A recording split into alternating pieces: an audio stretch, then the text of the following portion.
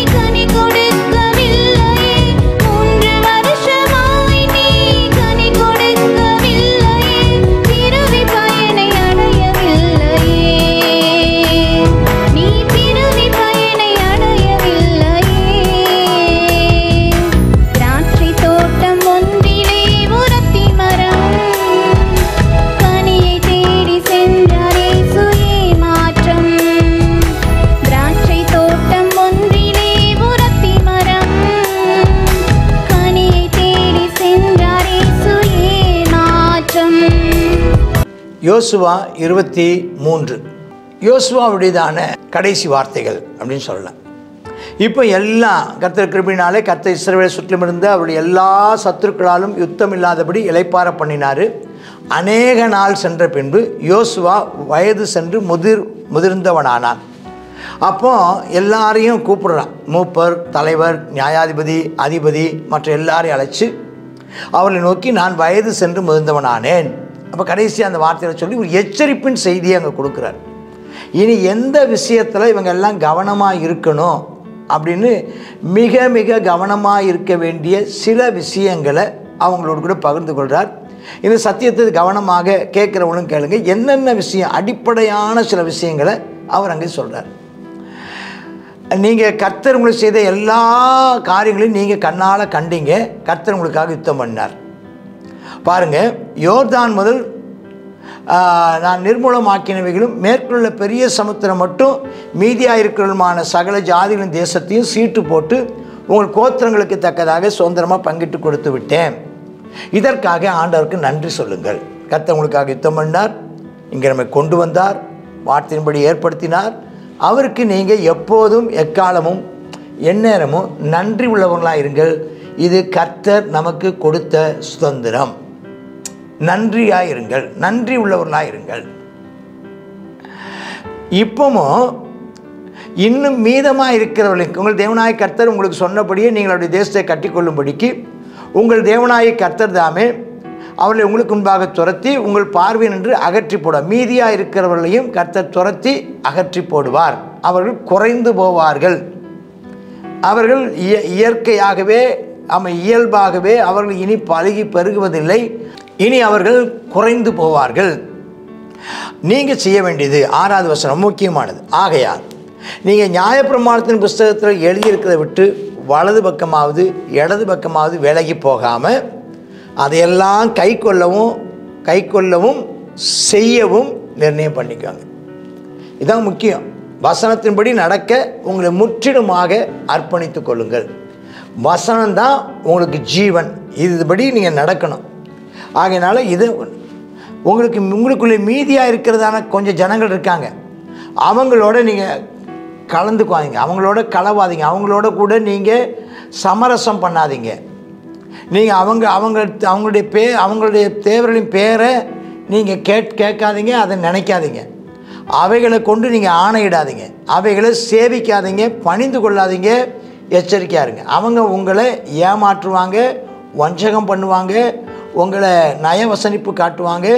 இந்த ஏற்கனவே மீதியான்ட்ட அடி வாங்கியிருக்கீங்க, மோவாபியில் நீங்கள் அடிபட்டிருக்கிறீங்க. ஞாபகம் வச்சு அவங்களோடு கூட கலந்து கொள்ளாதபடிக்கு உங்களை தனித்தன்மை உள்ளவர்களாய் உங்களை காத்து கொள்ளுங்கள். இப்போ இன்னைக்கு வரைக்கும் நீங்கள் செய்துட்ருக்கிற மாதிரி தேவனாய கர்த்தரை பற்றி கொண்டிருங்கள். எதை செய்யக்கூடாதுன்னு சொல்லிட்டாரு, எதை செய்யணும்? கர்த்தரையே பின்பற்றுங்கள், வசனத்தை கடைப்பிடிங்க. கர்த்தர் உங்களுக்கு முன்பாக இருக்க பெரியவைகளும் பலத்தவர்களும் ஆகிய ஜாதிகளை அவர் துரத்தி இருக்கிறார். ஒருத்தர் உங்கள் முன்னால் நிற்கலை, நன்றி சொல்லுங்கள். உங்களை ஒருவன் 1000 பேரை துரத்துவான், சொன்னபடியே கர்த்தர் உங்களுக்காக யுத்தம் பண்ணுகிறவர். ஆகையினால் தைரியமாயிருங்கள், எதிர்காலத்தை குறித்து பயப்படாதீங்க. நீங்கள் ஒரு ஆள் 1000 பேரை துரத்திடுவீங்க. கர்த்தர் தாமே உங்களுக்கு முன்பாக யுத்தம் பண்ணுகிறவராக இருக்கிறபடினால் நீங்கள் ஜெயித்து விடுவீங்க. தோல்வியை கண்டு தோல்வி அடைவோமோ என்று ஒரு காலம் நினைக்க வேண்டாம். எதிர்காலத்தில் கர்த்தர் உங்களோடு கூட இருந்து அற்புதம் செய்வார். ஆகையினால் 11ஆம் வசனம், உங்கள் தேவனாய கர்த்தரில் அன்பு கூறும்படி உங்கள் ஆத்துமாக்களை குறித்து எச்சரிக்கையாக இருங்க. ஒருபோதும் இந்த சபல புத்தி கொண்டுடாதீங்க. அந்த அந்த அந்த லகுவான மார்க்கத்தை பின்பற்றி விடாதீங்க. விக்கிரகத்திற்கும் வேசித்தனத்துக்கும் ஆமென் ஸ்தோத்திரம், நீங்கள் விபச்சார பாவத்துக்கும் விலகி உங்களை காத்துக்கொள்ளுங்கள். விக்கிரகத்துக்கும் வேசித்தன விபச்சாரத்துக்கும் காத்துக்கொள்ளுங்கள். 12ஆம் வசனம், ஒருவேளை நீங்கள் பின்வாங்கி போய் உங்களுக்குள்ளே இருக்கிற மீதியான ஜாதிகளோடு சேர்ந்து அவங்களோட சமரசம் பண்ணி சம்பந்தம் கலந்து அவங்களோட நீங்கள் உறவாடி போயிட்டீங்கன்னா உங்கள் தேவனாய கர்த்தர் இனி இந்த ஜாதிகளை உங்களுக்கு போய் துரத்தி விட மாட்டார். அவ்வளோதான். என்றும் கர்த்தர் உங்களுக்கு கொடுத்த அந்த நல்ல தேசத்திலிருந்து நீ அழிந்து போக மட்டும் அவர்கள் உங்களுக்கு கண்ணியாக இருப்பாங்க, வளையாக இருப்பாங்க, விழாக்கள் சவுக்காக இருப்பாங்க, கண்ணுகளுக்கு முள்ளு மாதிரி இருப்பாங்க. வேண்டாம். இதை விட எப்படி சொல்லட்டும்? இதை விட கடினமான வார்த்தை ஒன்றுமே இல்லை. அவன் நீ அழிஞ்சு போகிற வரைக்கும் நீ சமரசம் பண்ணிட்டா, சம்பந்தம் கலந்துட்டா, கர்த்தரை விட்டுட்டின்னா, வசனத்தை விட்டு விலகி போயிட்டீன்னா, நீ அழிஞ்சு போகிற வரைக்கும் குறைஞ்சி போயிட்டே இருப்ப. அவங்க கண்ணியாக இருப்பாங்க, வலையாக இருப்பாங்க. கண்ணின்னா சுருக்கு, வலைன்னா பெரிய வலை. அதுக்கப்புறம் சவுக்கு, விழாவில் சவுக்கு, கண்ணுக்கு முள், கண்ணில் முள்ளை வச்சு கண்ணில் குத்தினா எப்படி இருக்கும்? அதை மாதிரி இருக்கும். வேண்டாம். 14, நான் இப்போ கர்த்தர் எல்லாரும் போகிற வழியை நானும் போகிறேன். உங்கள் தேவனாய கர்த்தர் உங்களுக்கு சொன்ன நல்ல வார்த்தையில் ஒன்று கூட தவறி போகலை. நன்றி சொல்லுங்கள். அது நீங்கள் நன்றாக அறிஞ்சிருக்கிறீங்க. ஒரு வார்த்தை கூட தவறி போகலை. நன்றி சொல்லுங்கள். எப்பவும் நன்றி உள்ளவங்களாக இருங்க. அவரை விட்டு பின்பு அவரிடத்தில் அன்பு கூறுங்கள். அவர் வார்த்தைக்கு கீழ்ப்படியுங்கள். கர்த்தர் சொன்ன நல்ல காரியமெல்லாம் உங்களுக்கு எப்படி நிறைவேறிச்சோ அப்படியே உங்கள் தேவனாய கர்த்தர் உங்களுக்கு கட்டளையிட்டு அவருடைய உடன்படிக்கையை மீறிட்டீங்கன்னா, அந்நிய தேவரை சேவிச்சிட்டிங்கன்னா, பணிந்து கொள்ளும் காலத்தில் நீ அவங்க பின்னால் போயிட்டீங்கன்னா இந்த நல்ல தேசத்திலிருந்து கர்த்தர் நிர்மூலமாக மட்டும் கர்த்தர் உங்கள் மேல் சகலவிதமான தீமையான காரியங்களை வர பண்ணுவார். இந்த உபாகமம் 28 சொன்ன அத்தனை தீமையும் உங்கள் மேலே வந்துடும். நீங்கள் இந்த தேசத்தை விட்டு நீங்கள் அழிஞ்சு போயிடுவீங்க. ஜாக்கிரதையாயிருங்கள். இவ்வளோ ஸ்ட்ராங்கான கடினமான வார்த்தைகளை சொல்லி முடிக்கிறத நாம் அங்கே பார்க்கணும். ஆகையினால் அன்பு சகோதரி கேட்டுக்கொண்டு அன்பு சகோதரர்களே சகோதரிகளே, கர்த்தர் நம்மை ஒரு காலத்தில் பாவத்திலிருந்தும் அக்கிரமத்திலிருந்தும் அஞ்ஞான மார்க்கத்திலிருந்தும் மூட நம்பிக்கையிலிருந்தும் நம்மை கர்த்தர் விடுவித்தார். அதற்காக நன்றி சொல்லுங்கள். அதுக்காக எப்போது நன்றி உள்ளவர்களாகவே இருங்கள். மறுபடியும் நீங்கள் பாவத்துக்கும் அக்கிரமத்துக்கும் மூட நம்பிக்கைக்கும் பின்னுக்கால திரும்பிட்டீங்கன்னா நீங்கள் நிச்சயமாகவே அழிஞ்சு போயிடுவீங்க. கர்த்தர் கொடுத்ததான நித்திய சுதந்திரமான நித்திய ஜீவனை இழந்து போயிடுவீங்க. நித்திய மகிழ்ச்சியை, நித்திய சந்தோஷம், ரட்சிப்பின் சந்தோஷத்தை இழந்து போயிடுவீங்க. நித்திய பேரின்பத்தை இழந்து போயிடுவீங்க. நித்திய வீடாகிய பரலோகத்தை இழந்து போயிடுவீங்க. நீங்கள் ஆமாம், அப்படி போகாதபடிக்கு கர்த்தரிலே நிலைத்திருங்கள். அப்பொழுது நீங்கள் பிழைத்திருப்பீர்கள். கர்த்தர் உங்களை ஆசீர்வதிப்பாராக. ஆமேன், ஆமேன். 23வது அதிகாரம் யோசுவா. இதில் யோசுவா என்ன செய்கிறாரு? மூப்பர்கள் எல்லாத்தையும் அழைச்சிட்டு வந்து அவர்களுக்கு என்ன செய்கிறார்? பேசுகிற விஷயத்தை குறித்து பார்க்குறோம். அதில் என்ன, இந்த நியாயப்பிரமாண புத்தகத்திலேருந்து வலதுபுறமும் இடதுபுறமும் நீங்கள் என்ன செய்யாதீங்க, சாயாதீங்க. கர்த்தரை என்ன செய்யுங்க, பின்பற்றுங்க. இப்படிலாம் நீங்கள் கர்த்தரை பின்பற்றி உத்தமமாய் பின்பற்றினால் நீங்கள் ஒருவர் 1000 பேரையும் 2 பேர் 10,000 பேரையும் நீங்கள் துரத்துவீங்க. நீங்கள் என்ன செய்யுங்க, கர்த்தரிடத்தில் அன்பு கூறுங்க. உங்களுடைய ஆத்மாக்களை குறித்து நீங்கள் மிகவும் எச்சரிக்கையுடையவர்களாக இருங்க. அவர்களோடு எந்த காரணத்திலும் நீங்கள் சம்பந்தம் கலந்துடாதீங்க. இந்த புறஜாதியான ஜனங்களோடு நீங்கள் சம்பந்தம் திரும்ப திரும்ப மோசேயும் சரி யோசுவாவும் சரி அடிக்கடி சொல்லுகிறதான விஷயம், அவர்களோடு சம்பந்தம் கலந்து விடாதீர்கள். ஆமாம், அப்படி சம்பந்தம் கலந்துட்டிங்கன்னா கர்த்தர் சொல்கிறார், நான் என்ன செய்ய மாட்டேன், அவர்களை உங்கள் முன்னாடி நின்று என்ன செய்ய மாட்டேன், துரத்த மாட்டேன். நான் உங்கள் மேலே என்ன செய்வேன், கோபப்படுவேன். நான் உங்களை நிர்மூலமாக்கும் வரைக்கும் நான் என்ன செய்வேன், உங்களை விட மாட்டேன்.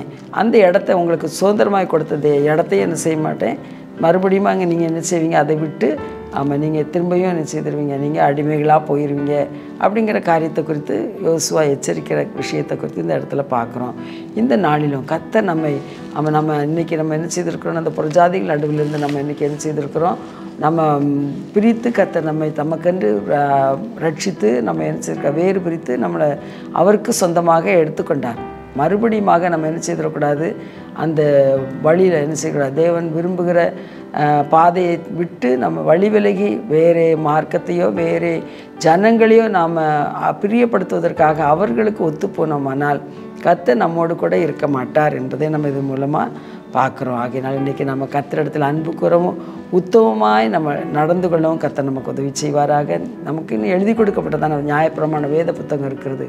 அதை நம்ம என்ன செய்யணும், வலதுபுறம் இடதுபுறம் சாயாமல் அவருடைய வழியில் நடக்க கர்த்தர் நமக்கு அனுக்கிரகம் செய்வாராக. ஜெபம் பண்ணுவோமா?